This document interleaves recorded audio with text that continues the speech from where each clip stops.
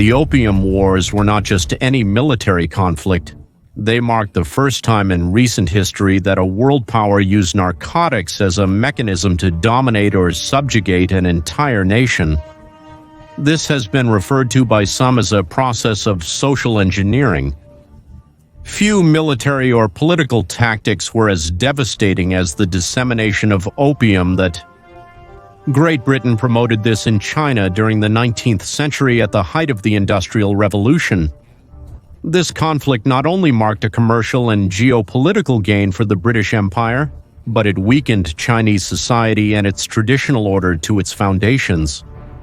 The Chinese, governed by a dynasty that sought to maintain its independence from foreign influences, but whose decline ended up framed in the process known as the Century of Humiliation in China. What's behind all this story? How does Great Britain obtain the island of Hong Kong? What is it that is not told about the Opium Wars beyond simple battles and trade agreements? Stay until the end of this video. This is Reynaldo Carrillo speaking. This is the New Encyclopedia. I remind you that you can give us great support to continue doing this work simply by leaving your comments, liking this video, and sharing the material with all your acquaintances. Below you can also find a link to the Patreon, where any collaboration is more than welcome. Without anything else to add, let's get started. In the 18th century, China was a state with abundant natural resources, a considerably large population, and a royal house that enjoyed great prestige, both within and beyond its borders.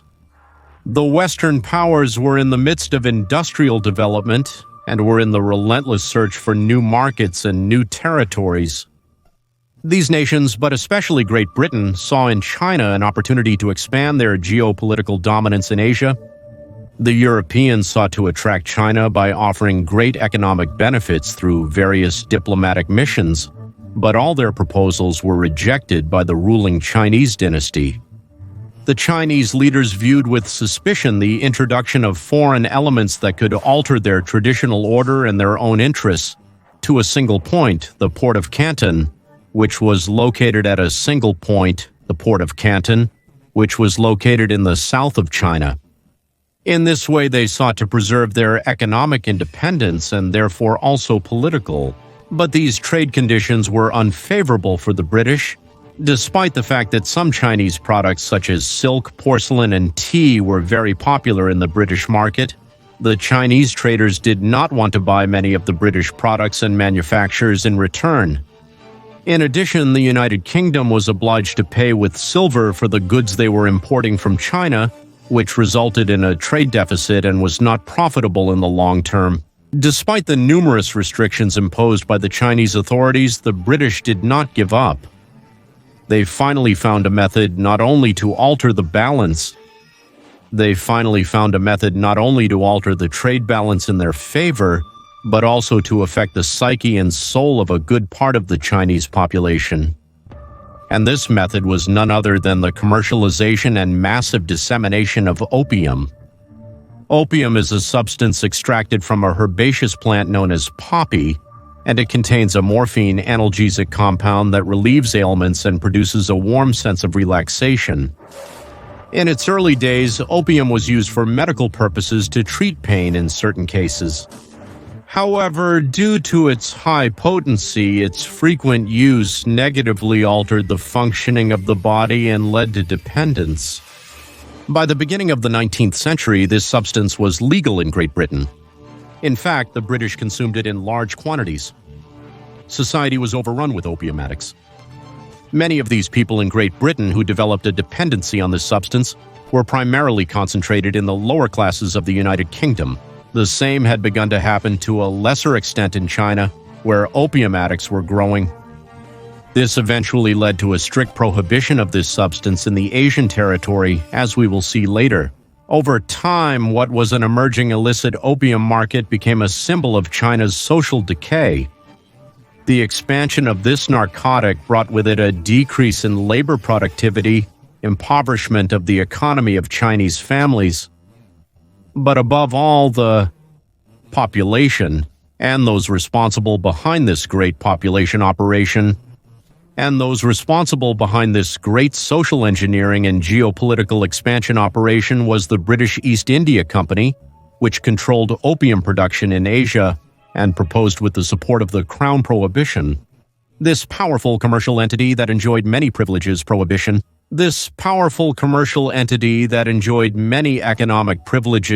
a key role in the expansion of British dominion on the continent and also kept at bay the competition from other Western countries that were also looking to penetrate this area. It is through the British East India Company that the United Kingdom begins to trade opium illegally within Chinese borders. To counteract this growing opium trade, an imperial edict from the ruling dynasty in 1796 strictly prohibits its importation and production in China, in Taiyuan. And at the beginning of the 19th century, the Chinese royal house continues to multiply the edicts and prohibitive decrees, thus preventing the social collapse that was looming in the country. But the efforts were in vain. The British operation on the Chinese population had managed to bend their forces almost completely. The trade and importation of this narcotic begins to take root so much in the country that all social strata seek ways to encourage its importation, both merchants and low-class officials. But in this way, the smuggling of opium becomes the epicenter of a powerful economic interest within China, and Western merchants see this juncture as a valuable opportunity to continue squeezing the coins of this business. They only needed to bribe those in charge of supervising smuggling to circumvent the prohibitions of the Chinese authorities. At this point, it is necessary to underline that while the British Company of Opium in China, it was indeed responsible for boosting its demand and supply until it became a large-scale problem. The trading company focused its efforts on the trafficking of this narcotic, and in a short time, with the active support of the British authorities, the company was selling tea to the Chinese, and the Chinese were receiving opium from the British. The gain was twofold, as Great Britain reported new economic income that it so needed and expanded its control over Asia while weakening large sectors of the population of a nation that had not yielded to the expansion of the British Empire. Between 1810 and 1828, the amount of opium imported into China by the East India Company tripled and almost doubled again in 1832, reaching about 1,500 tons per year. It is estimated that by the 1830s, there were between 4 and 12 million Chinese addicted to opium. A not insignificant number of people, considering that access was limited because it was a relatively expensive narcotic, and also it was a predominantly male habit. However, the Chinese not only suffered the social consequences of its consumption, the virulent expansion of opium also extended its repercussions to the economy, as during the decades of the 19th century, the unequal and massive flow of silver to the outside, which was the currency the Chinese used, weakened the Chinese national currency and its financial system, which forced the Chinese government to increase tax collection and reduce public spending, thus exacerbating social unrest, especially in rural sectors that were now forced to pay higher taxes. In this way, the British opium operation had pushed China into a truly unsustainable situation, so in 1839 the Chinese Emperor Dao Guang declared war on this drug and appointed an officer named Lin Zexu to forcibly end the traffic of this substance that was spreading throughout the coastal province of Canton, where traders were disembarking this narcotic with total impunity. Officer Lin Zexu, appointed for this, was known as a fierce public enemy of opium consumption. Once this officer Lin begins his task at the port of Canton, he realizes the opium smuggling. He then begins a purge on the opium smuggling. He then begins a purge in the custom structure, militarily besieges the district where the commissions of the Western trading companies were located, and confiscates more than 20,000 chests loaded with British opium that were completely destroyed. While Commissioner Lin believed he was fulfilling his duty to end the illegal smuggling of this substance, The reprisals he had taken against smuggling greatly angered the British traders, and this series of events ultimately triggered the famous Opium Wars. A conflict breaks out between the British opium pirate ships. A conflict breaks out between the British opium pirate ships. A Chinese merchant is murdered by British Marines and they refuse to hand over the culprits. In response, China suspends food trade to the province, leading to the Battle of Kowloon on September 4, 1839, which marks the beginning of the First Opium War. China, weakened by the effects, faces a powerful Great Britain, which sent a force of 4,000 fighters and 16 ships. In less than 3 years, British military superiority defeats the Chinese army in August 1842.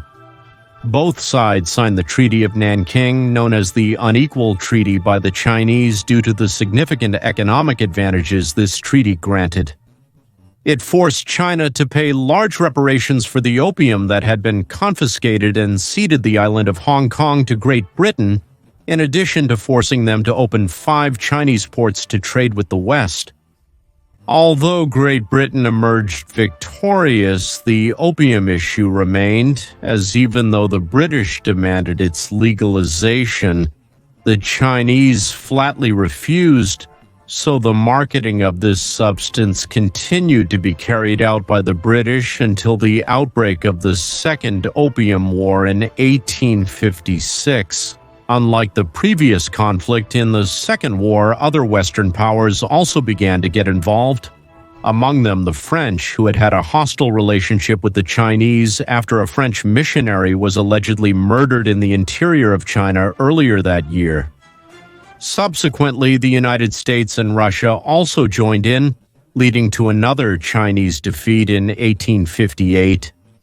The British, Russians, and Americans signed treaties with China in Tianjin, although it took 2 more years of fighting for the Chinese government to be willing to ratify them and finally accept the terms of the agreement. The agreements reached in this Second Opium War between the Western powers and China granted foreigners a privileged status with several concessions to penetrate the market and eventually the politics of the Chinese, forging a serious weakening of the Chinese monarchy. Similarly, this treaty system marked a new direction for China in terms of foreign policy. After 2 conflicts fought in the last decades, the British, who had fought so much, carrying out the Beijing Agreement in 1860, which included opening all Chinese ports to trade, the free movement of foreign missionaries within Chinese territory, and authorizing the legal trade of British opium within China. The concessions represented more than just a threat to the traditional and cultural values of the Chinese at that time, as all these terms accepted by China eventually contributed to the final fall of the Qing dynasty in that country. After Great Britain emerged victorious, it now legally sold opium within China, and the trade of this narcotic would continue to represent large economic gains at the expense of the country's health and public morality. All of this was part of what some in China call the Century of Humiliation. Opium was much more than just a lucrative commodity. The marketing of this drug served as a powerful tool of social engineering used by the British Empire to subdue China and weaken it from within, thus penetrating its vast territory in accordance with its geopolitical plans. While Great Britain was generating large sums of money, the massive addiction to this narcotic devastated millions of Chinese families, eroded the country's economic foundations, and plunged an entire society into chaos. At the same time, the growing British control over the opium trade consolidated its power in Asia, expanding its influence in the region and marking the beginning of an era of foreign domination over the Asian giant. This is the bitter legacy whose scars still persist in China's historical memory under the name of the Century of Humiliation. Thank you very much for watching this video. I hope you liked it, and don't forget that it's very important to us. Others who can subscribe to the channel, leave their comments, share the video, follow us on our Instagram account called The New Encyclopedia, and above all, collaborate with us on our Patreon with any help you can give us. Thank you all very much, and God bless.